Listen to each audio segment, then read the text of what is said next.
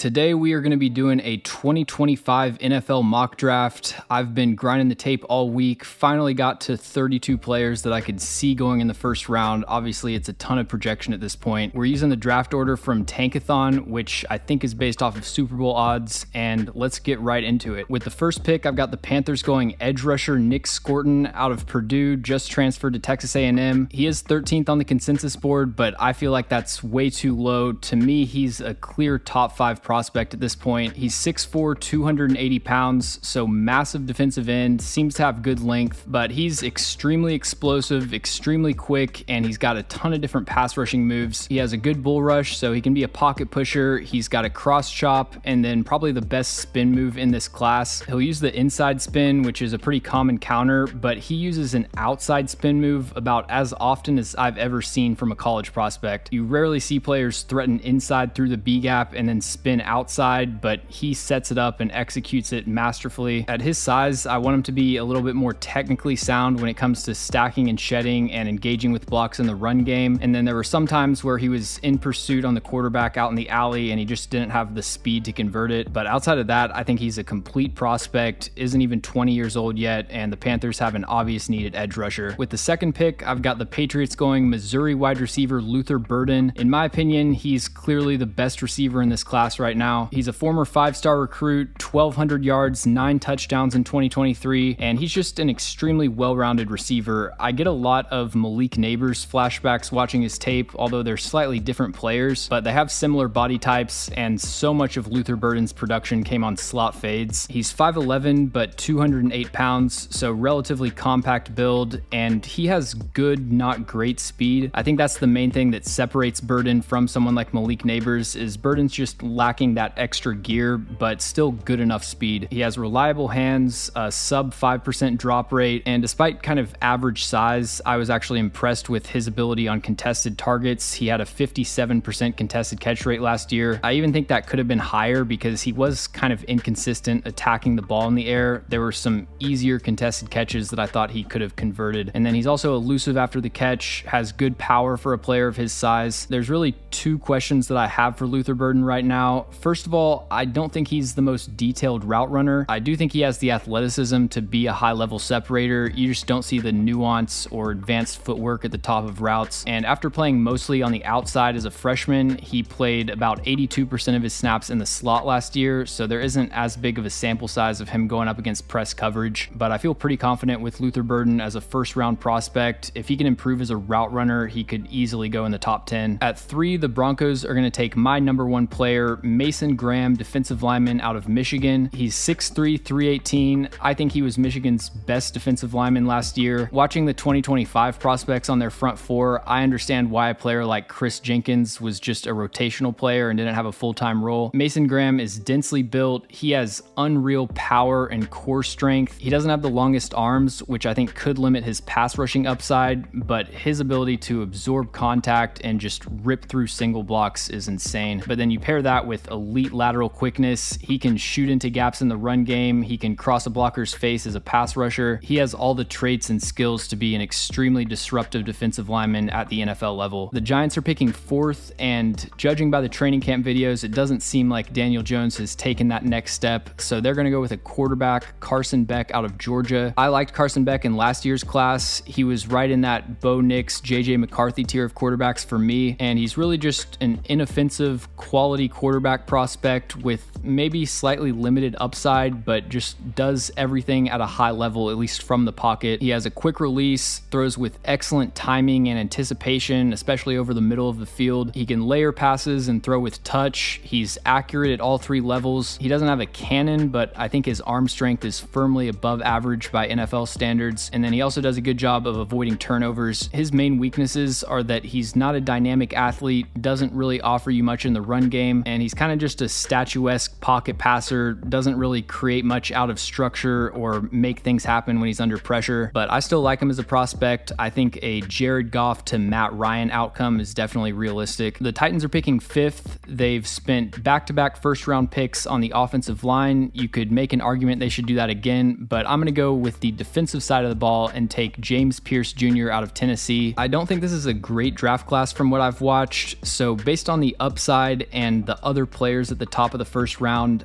I could understand why people would have James Pierce Jr. as their number one prospect. I just don't really see the NFL taking a 242-pound edge rusher with the first pick. And Pierce is a player that needs to add weight. He's got the length, but he needs to fill out his frame so he can hold up on early downs. But the upside with Pierce is impossible to miss. He has elite speed and explosiveness. Wouldn't surprise me if he has 33.5 to 34-inch arms. He was a designated pass rusher for Tennessee last year, only has 3 career starts, but he's actually a pretty advanced pass rusher at this point. Obviously, he wins a lot with his speed rush, but I think probably the most impressive aspect of his pass rushing is his ability to win with inside counters. He has really good lateral quickness, does a good job of identifying oversets and countering in through the B gap, and for a player that's barely over 240 pounds, he actually has a pretty effective bull rush. He has the length and explosiveness, just needs to add more mass so that can translate against better competition. That was one of my main gripes with James Pierce Jr.'s tape, is that he cleaned up against the worst competition that he faced. He had a dominant bull rush rep against Austin Peay. He was getting a lot of production against Iowa, Texas A&M, South Carolina, some of the worst offensive lines that he faced. But against Missouri, against J.C. Latham, against Kentucky's tackles, he was pretty much blanked. At 6, we've got the Washington Commanders, and they're going to take Colorado receiver/cornerback Travis Hunter. I have him as a cornerback because that's the position that excites me the most for the NFL. He is a very good receiver prospect, but for the Commanders, I think they would want him at corner. He's 6 foot, 181, so he's got the height and length, but definitely needs to add some weight. He's extremely flexible and explosive, changing directions, start-stop ability. The long speed, I think, is adequate to play outside corner, but nothing special in my opinion. And what he really does at a rare to elite level is underneath zone coverage. A lot of times, if you say that you'd really like a corner in a cover 2 heavy scheme, that's kind of a backhanded compliment, because it means they can't do anything else. And that's not the case with Travis Hunter, but I do want to see him playing a lot of cover 2 because he's just incredible as a flat zone defender. He has so much range in short areas to bounce,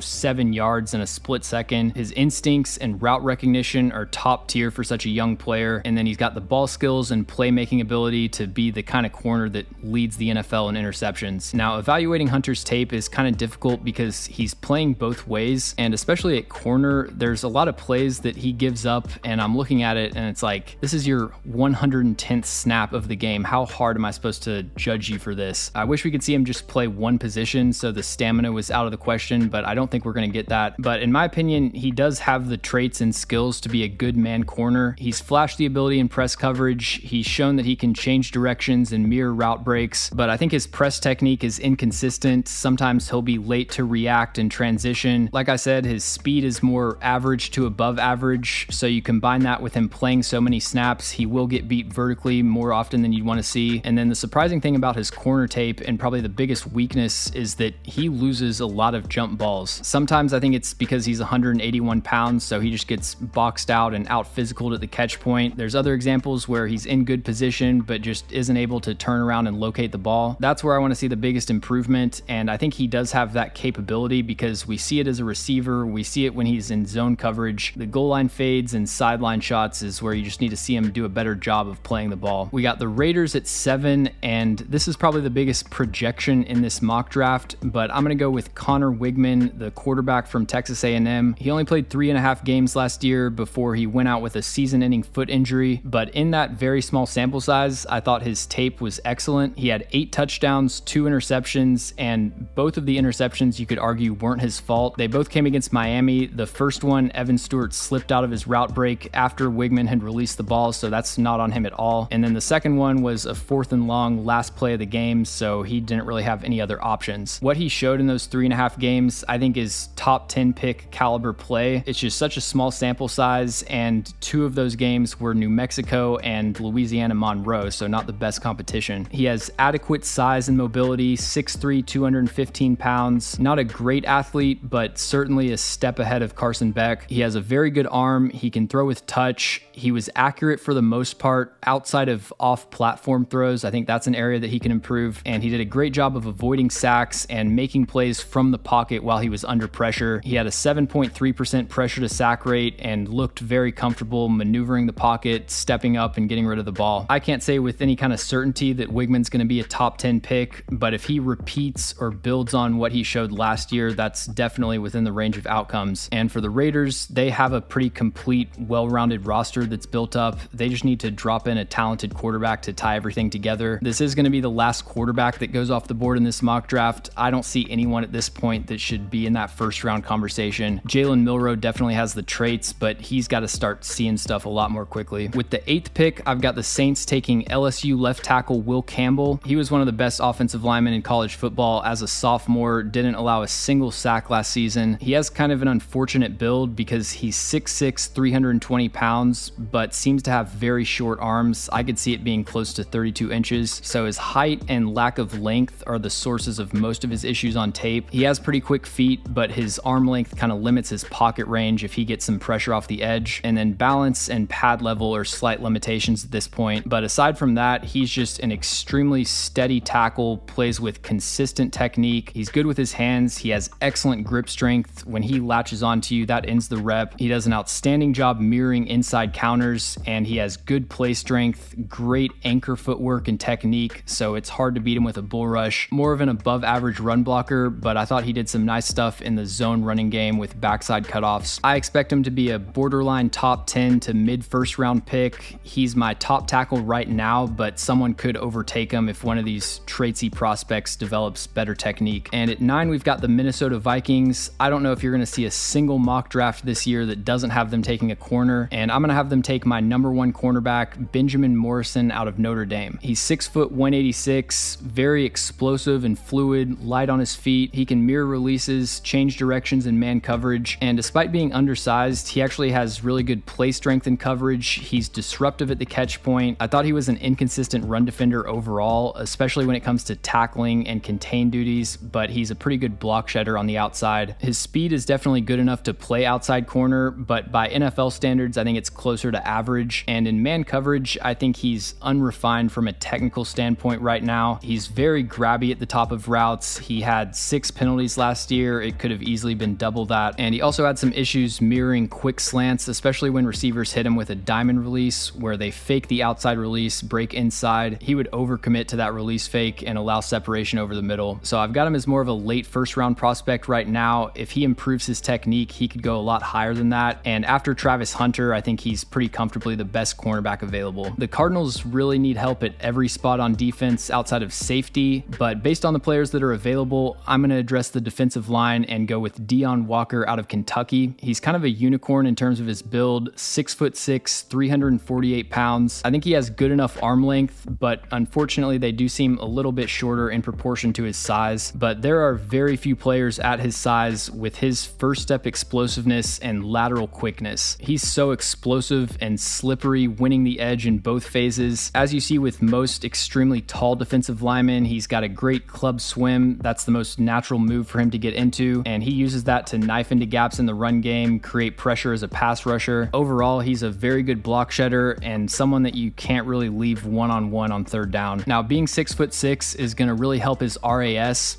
but for a defensive lineman, you don't actually want them to be that tall. He has a very high cut build, plays with naturally high pad level. That gives him some issues when he's trying to anchor against a double team, and it really prevents him from having as effective of a bull rush. So he'll be an interesting player to watch and most likely a very difficult evaluation because he's one of those players that just doesn't have an NFL comp. We got the Seahawks at 11, and hopefully tackle ends up not being a need for them. Hopefully Abraham Lucas is able to stay healthy and return to form from his rookie season. But at this point, I view tackle as a need, and we're going to take Kelvin Banks Jr. out of Texas, who can also slide into guard if he needs to. He's 6'4", 325, so definitely more of a guard build. I think his length is below average for a tackle, but probably is going to meet the threshold to stay on the outside for most teams. And he's a very technically sound pass blocker, only allowed 12 pressures last year, and the 1 sack that he gave up was in week 1. He has excellent hand usage. You'll see him flash his outside hand and bait chops and swipes. His anchor, I would say, is borderline elite. I didn't see him lose to power at all in the games that I watched. And the run game, I think, was more of a mixed bag, although he definitely has potential and he improved over the second half of the year. His drive power is probably the best thing he brings to the table. He's got the naturally low pad level, so he can play with leverage, but then he's got the mass to generate displacement off the line of scrimmage. At the second level, he's very reliable in terms of not missing assignments. I feel like he's a player that always makes himself useful at the second level, but he isn't the most fluid in open space, so sometimes he has trouble connecting to a moving target, and I think his lack of length shows up even more in the run game. There are times that he just can't connect to a block initially, or he gets locked out because the defender's able to establish first contact. His worst performance from last year was against Austin Booker from Kansas. The length was just overwhelming for him, but I really like his size. I like his mentality. I like his advanced technique for such a young player. Don't have a verified birthday for him, but he's a true junior, so I expect he's pretty young. With the 12th pick, the Colts are going to take my top safety, Malaki Starks out of Georgia. He's 6'1", 205 pounds with what looks like very long arms, and he was a former top 10 recruit that started immediately as a freshman. His first game in week 1 against Georgia from 2 years ago, he had an interception, so I think that put him on a lot of people's radars, and he's been a pretty consistent, high-quality starter, at least whenever he's been healthy. He's a very smart player when it comes to processing and route recognition and zone coverage. He's an excellent tackler, great run defender overall. His size and length gives him a real advantage at the catch point, whether it's reaching into a passing lane or holding his ground on a jump ball. He had an interception against Auburn last year where he just bullied a receiver over the middle of the field. Over the second half of last year, though, I thought his tape took a major step backwards, and I initially lowered my grade on him slightly, but it turns out he was playing through a shoulder injury the entire year and ended up having surgery in the offseason, and I don't know how much that impacted his movement skills, but it would explain a lot. He was a track athlete in high school. There are times when you watch Malaki Starks where he just has blazing speed, but at certain points down the stretch last year, he looked way less athletic, almost looked like he was moving in quicksand. I want to see him put together a full season of consistent high-level play and really get confirmation on tape of his high-end athletic traits, but assuming he can answer those questions and check all of those boxes, I view him as a blue-chip safety prospect. And at 13, the Bucs are going to take another Georgia defender, edge rusher Michael Williams. He's pretty much the classic Georgia edge rusher, top 10 recruit, elite size, length, and athleticism, technically sound run defender, good edge setter, but just no bag as a pass rusher. And with summer scouting, it's really all about the traits. There's kind of no wrong answers. Michael Williams is a perfect example of that. He's not a player that I would take in the top half of the first round as he is now, but he played a lot last year on the inside and lined up right over the tackle. He's moving to outside linebackers, so hopefully that'll be a better position for him to maximize his traits as a pass rusher, and you're banking on some technical development that shows the arrows pointing up with him. When he plays with low pad level, he's got a pretty good bull rush. You just rarely see him play low enough to generate any kind of displacement into the pocket, and then he doesn't really have any pass rushing moves at this point, at least that he executes at a high level. I saw him win with a ghost move against Ole Miss, I believe, but that was really the extent of it. And before I watched him, I'm looking at his box score on PFF. I see he had by far his highest graded game in the bowl game against Florida State, so I'm thinking, all right, he really came on at the end of the season. But you watch that game, pretty much all of his good reps, which were dominant, they all came against tight ends, so you can't really weight that as much in your evaluation. And at 14, the Steelers are going to take Michigan corner Will Johnson. He was one of the two biggest disappointments of the 50-plus players that I watched this week. He's the consensus #1 prospect,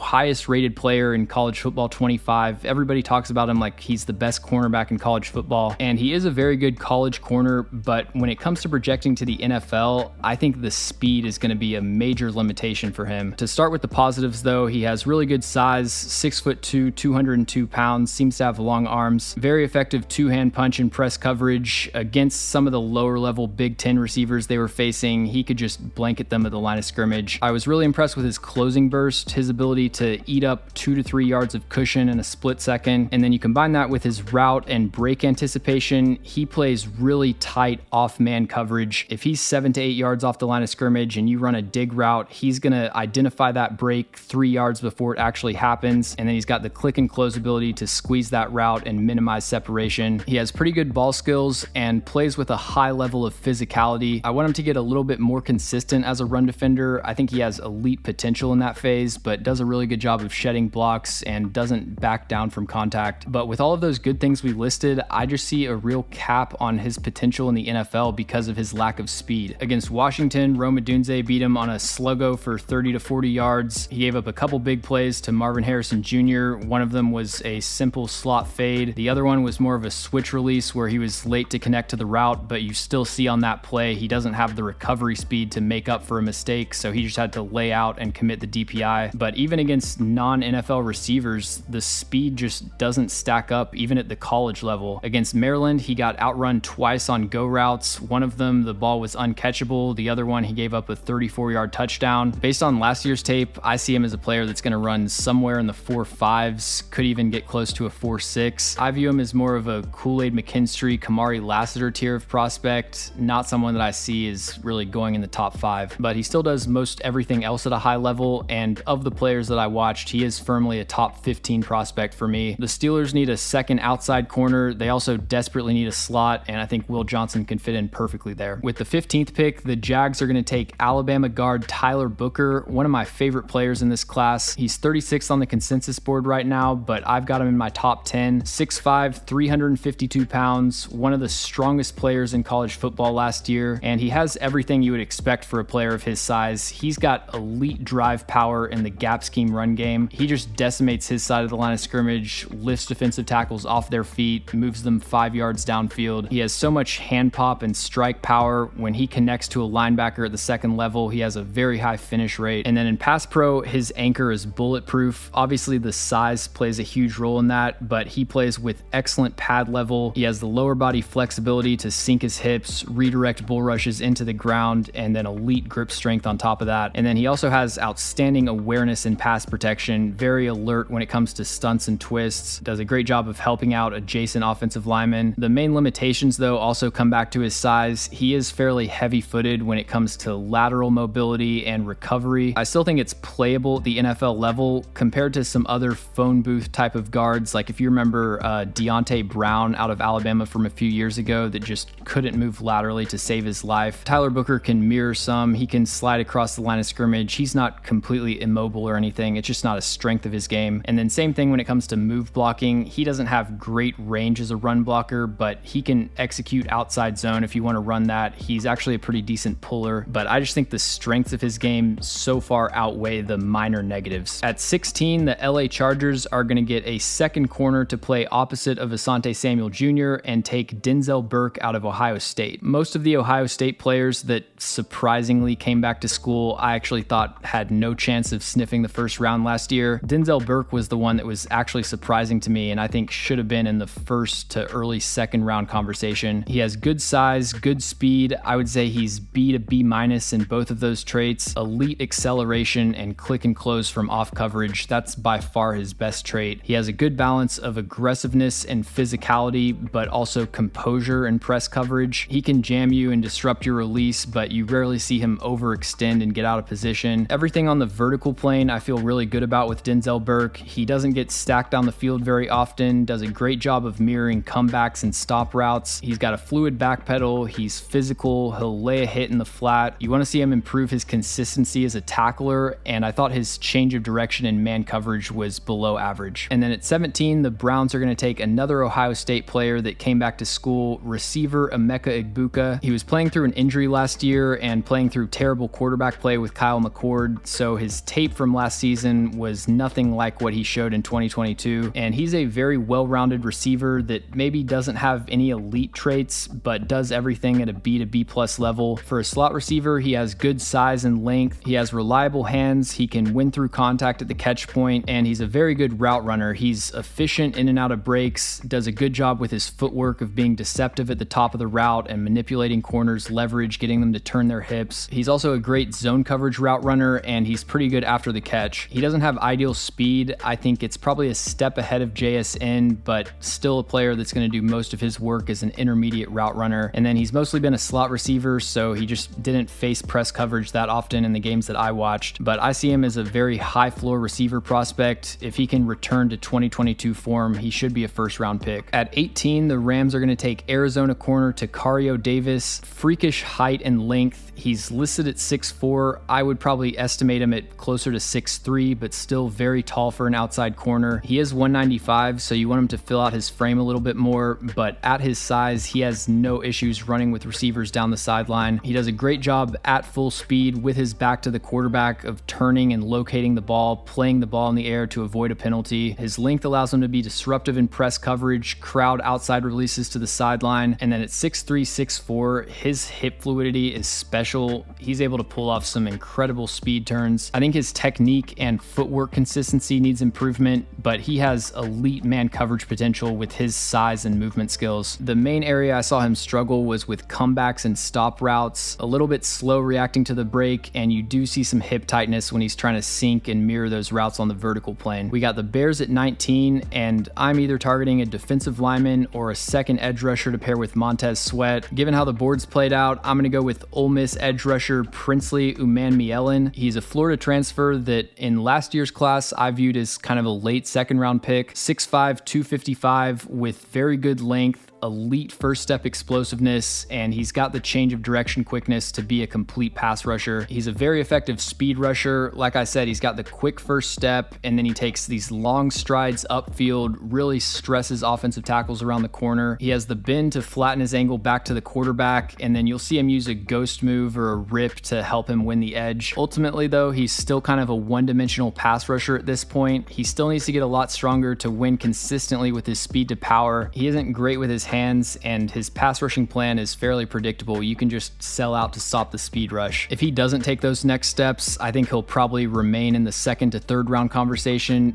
but betting on the traits and the upside, I could absolutely see him going on day one. At 20, I've got the Falcons taking Penn State edge rusher Abdul Carter. He's one of the biggest projections in this entire mock because we haven't actually seen him play on the edge. He's been an off-ball linebacker in his 2 seasons at Penn State, but this year he's moving to the edge, and hopefully he can live up to his potential as a pass rusher. He had 112 pass rushing snaps last year, turned that into 28 pressures for a 25% pressure rate. He has all the traits to be a dominant speed rusher: quickness, explosiveness, bend, pursuit speed. He's probably a step below Chop Robinson athletically, but just in terms of overall move set, I think he's more advanced from a technique standpoint than Chop was last year. I wouldn't call him a technician. He still doesn't really have a speed to power element, but he's got a speed rip, a ghost move, an inside spin. He'll use a club swim sometimes. You just need him to add some size so he can be more of a DPR and also have that power element as a pass rusher. I don't put too much weight into his off-ball linebacker tape, but I thought he was a really good block shedder and block avoider. The coverage awareness and play recognition though was really lacking. For the Dolphins at 21, I'm going to go with an offensive tackle and take Josh Simmons out of Ohio State. He isn't ranked high on a lot of boards, but I was very pleasantly surprised by his tape. He's 6'5", 305, so he does need to add some weight, but I actually don't think that lack of size really played out on his tape that often. He plays with good pad level and had about as good of an anchor as you can expect for a 305-pound tackle. I watched 6 games of Josh Simmons, and I only saw him lose to power twice. Both of them were against Penn State. He's extremely skilled with his hands, uses the snatch trap all the time, which most Ohio State tackles use. Really good reach blocker, but also has the strike and drive power in the gap scheme run game. There were also some dominant eliminations at the second level, and then he's light on his feet. I think he's got more than enough foot speed and mirror ability. He has enough pocket range, and if I had to guess, I would say his arms are probably 34 and a half maybe. There are some times though where he will underset or stop his feet at the top of his set and give a short corner. He had some issues in the bowl game against Missouri.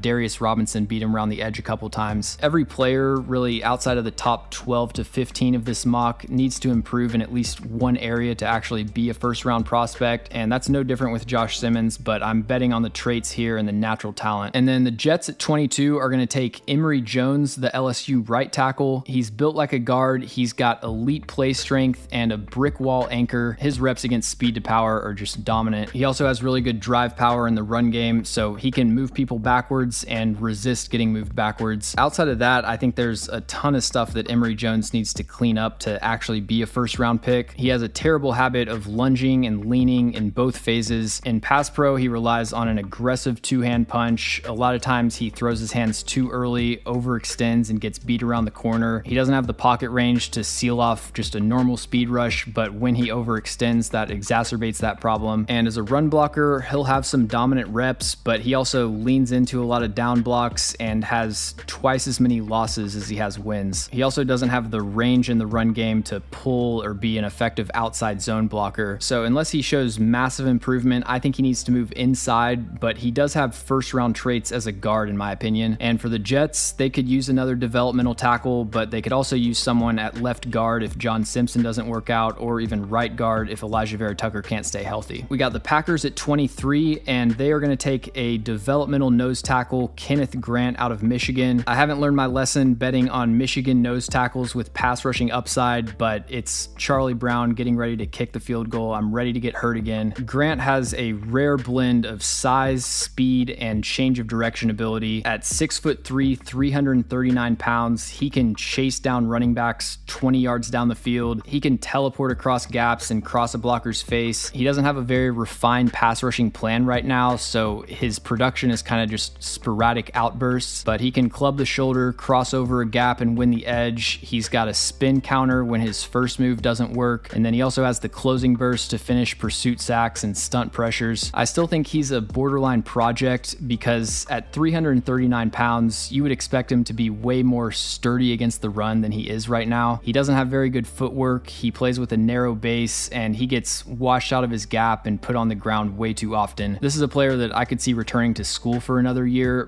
but if he does take that next step, he could easily be a first round pick. And then I don't know if this is the Texans' biggest need, but I'm just going to go all in on surrounding CJ Stroud with weapons while he's on his rookie contract and take a running back, Ashton Jeanty out of Boise State. I also considered Quinshon Judkins here. I haven't completed my evaluation on him. I do really like him as a prospect, but I got 3 games into his tape and the pass pro was just so bad. It was bad enough to me to keep him out of the first round for now. He has first round talent, but I've only got one first round running back, and that is going to be Ashton Jeanty. He's 5'8", 217 pounds. If you ask me, that's the perfect running back build. I want my running backs as short and stocky as possible without sacrificing athleticism. Jeanty had 1,344 yards last year, 14 touchdowns, 6.2 yards per attempt, also had 578 receiving yards. He has very good patience and vision, I think almost to a fault sometimes where it becomes indecisiveness, but he understands the pacing of the run. He's comfortable working in between the tackles, waiting for his blocks to develop. He has outstanding power and contact balance, some dominant trucks in the open field, and he can just brush through incidental contact effortlessly. He has a solid jump cut, but his best ways of avoiding tackles are the stiff arm and the hurdle. And then despite not being built like a third down back, he was very productive as a receiver, had 0 drops last season. You didn't see him run an advanced route tree or anything, but definitely someone that can be on the field on third down. And then I thought the pass pro was solid,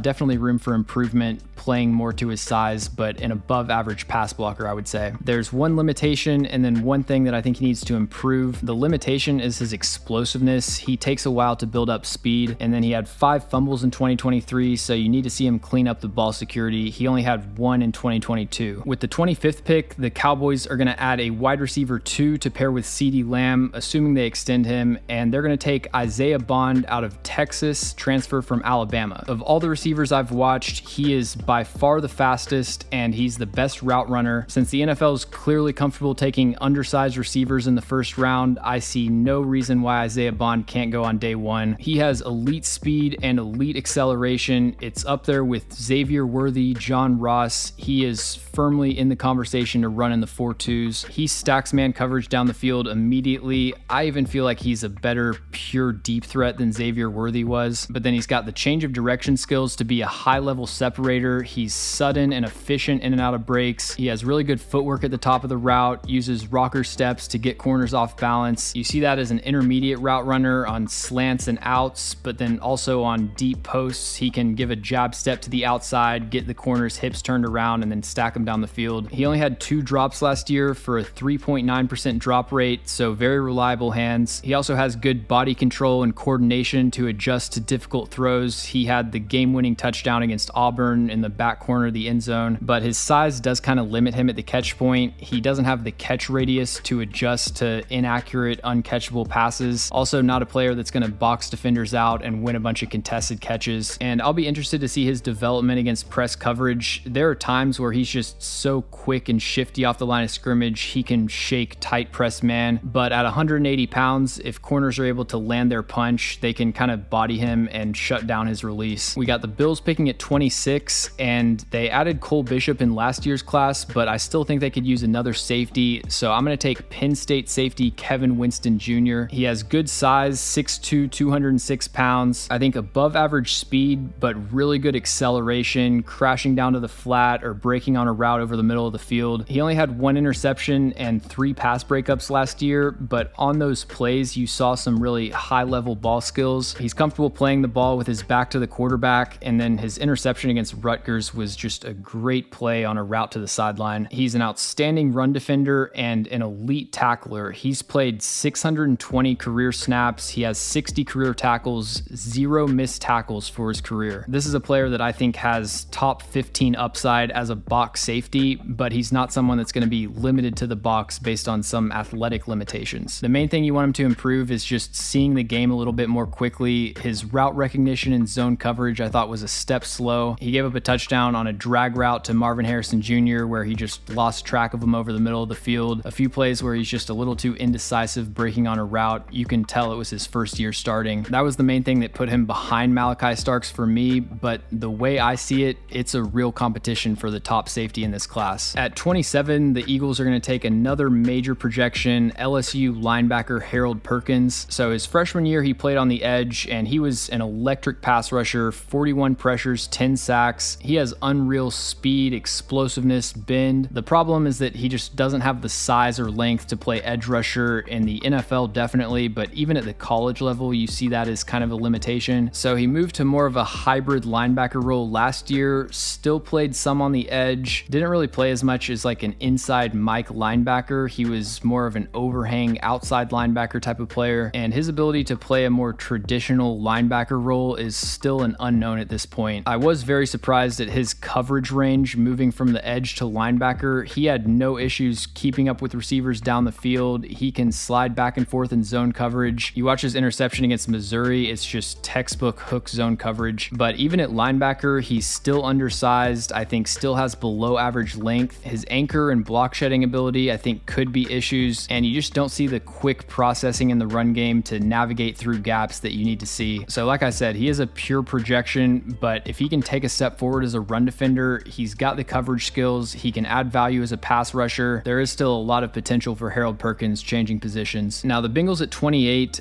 it's probably not realistic for them to take a tight end because they took Eric All in the 4th round and Tanner McLaughlin in the 6th round last year. I think in reality, they'd probably give those guys another year to develop and see what they have in them. But my main priority with this mock draft is just kind of roughly going through my top 32-ish prospects. I'm focused more on the player evaluations here than the team building, so I am going to force pick them Colston Loveland out of Michigan. He is, I think, everybody's top tight end in this class.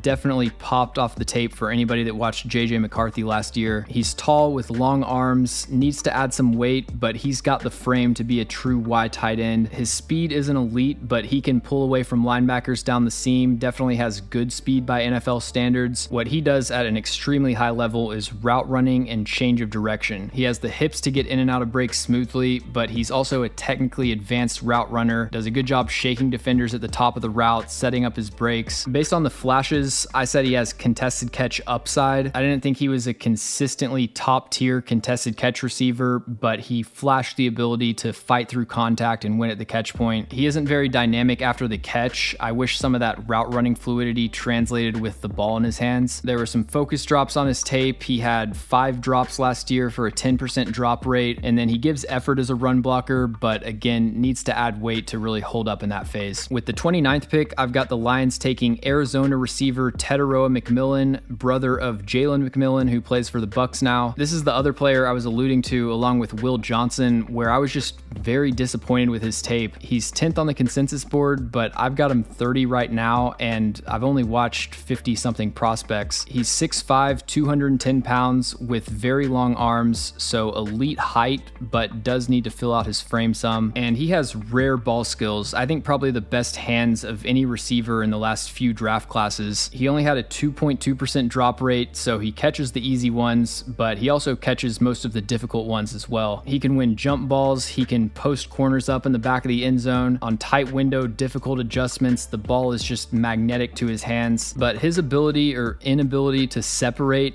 I think, is just borderline unplayable at the NFL level. His speed down the field, I think, is below average, really struggles to pull away from corners vertically down the sideline, but even worse is his change of direction skills and separation on horizontal breaking routes. He's stiff changing directions, he isn't sudden in and out of breaks, and then he doesn't have really any nuance as a route runner, doesn't do anything to set his breaks up. I watched 4 games of Arizona offense, and there was one play that I saw Teteroa McMillan separate against man coverage. It was a whip route on the goal line, and even that play, it was really just the corner's fault because he had his eyes in the backfield. This kind of archetype of receiver, you know, there's a few of them in every draft class. I usually am lower on the contested catch receivers and higher on the separators, but McMillan is just the absolute extreme. Like, he makes Keon Coleman look like Deontay Johnson. Unless there's a huge transformation in his route running and he becomes a true technician, to me, he's like a better Auden Tate, but there's also the chance that he's one of those rare players that can be productive in the NFL without creating separation, and the contested catch and ball skills translate to the NFL just like it did in college. As we get to the back end of the first round, there are some real stretches and just complete dart throws. For the Ravens at 30 and the 49ers at 31, I think both teams clearly need an offensive tackle, and I'm going to have the Ravens take Ariante Ursary out of Minnesota, probably mispronouncing his name. Right now, he's not a first-round pick based on his pass pro tape, but I mean, he has the upside to go in the top 5. He's 6'6", 337 pounds, has really good size and length. Maybe the best zone blocker that I've watched in this class. It would be between him and Josh Simmons. He has some beautiful reach blocks and backside cutoffs on his tape. If you want to watch just teach tape backside cutoffs, watch his game against Michigan from this past season. He has pretty good drive power, but he is kind of tall, so he has difficulty establishing leverage and he'll fall off of some blocks. And then in pass pro, he has all the traits. He's got length, he has pocket range, slide quickness, he uses a snatch trap, he's got a good anchor for his height, but he has a bad habit of stopping his feet at the top of his set, and that was the result of most of his losses in pass pro. Also doesn't have great stunt awareness at this point, so that's something he needs to improve. The interesting thing is that his bad pass blocking tape was really isolated into a few games. I'll put up a screenshot of his pass blocking grades, but against Michigan, Illinois, and Bowling Green, he graded out below 30. He had one at 55.7, and then everything else was really solid. So if he can just eliminate some of the disaster performances, I could absolutely see him going in the first round. And then I was really struggling to find another tackle for the 49ers to take. I watched Blake Miller out of Clemson, wasn't very impressed with him. Same thing with Josh Connerly out of Oregon. But I got to Fa'alili Fa'amo out of Washington State, and I thought he had by far the most impressive tape. To be honest, I don't really see him working his way to the first round. I just don't think he has the foot speed and mirror ability, but I could definitely see him being a second round tackle prospect because he's got a lot of enticing traits and skills. He's just under 6'5", but he's 324 pounds and seems to have good length. He's very skilled with his hands. He uses a lot of aggressive strikes without overextending too much. Another tackle that uses the snatch trap very frequently, and he does have somewhat slow feet and kind of limited pocket range, but I was really impressed with his tape against inside counters. He has quick recognition when the pass rusher's countering inside and a very strong inside hand to seal off the B gap. Very alert against stunts and pressures, seems to be a smart player. He isn't a great run blocker. I was actually surprised that he's under 6'5" because he plays so high in the run game. I would have guessed he was like over 6'6" because he just has such a difficult time winning leverage and driving people off the line of scrimmage. But the games I watched were UCLA and Arizona from the first half of the season and Colorado and Washington, which were his last 2 games. I thought those final 2 performances were his best run blocking performances that I watched, and he was also really solid in pass pro in those games, had some great reps against Braylon Trice. So I like his size, seems to be pretty technically advanced, and also seems to be trending up heading into next year. Could be a dark horse candidate to be a top 50 pick. And finally, the Chiefs are going to take Penn State edge rusher Danny Dennis Sutton. They took FAU in 2023, but he didn't show me anything as a rookie that says he's a starting caliber player. Dennis Sutton is a big base defensive end, 6'5", 270, long arms. He has a really good bull rush. He wins a lot with inside counters. He does a good job prying open the inside shoulder and creating a path through the B gap. He doesn't have elite athleticism, although it is good for his size. I would say he has average bend, average explosiveness by NFL standards. He is still quick and fast enough to win the corner at the college level, and he's got a swipe and a chop rip that he can use to win the edge. For that to translate to the NFL level, he's got to get more precise and more violent with his hands, but the tools are there, I think. And then he's a really good run defender, someone that can play all 3 downs. So that's going to do it for the first round mock. These are the other players that I've watched at least 3 games of to give them a grade. Most of these are holdover grades from last year's class where they announced they were returning after I had done their full evaluation. The Ohio State edge rushers, I just don't see it with them anywhere close to the first round. One of the players that I did watch this week was the Arizona tackle, Jonas Savanei. Don't really see it there. Not trying to be an Arizona hater, but he was kind of plodding in pass protection, has some dominant finishes in the run game, but overall really inconsistent tape. And then Jalen Milroe and Quinn Ewers have the traits to be first round quarterbacks, but need to put it all together.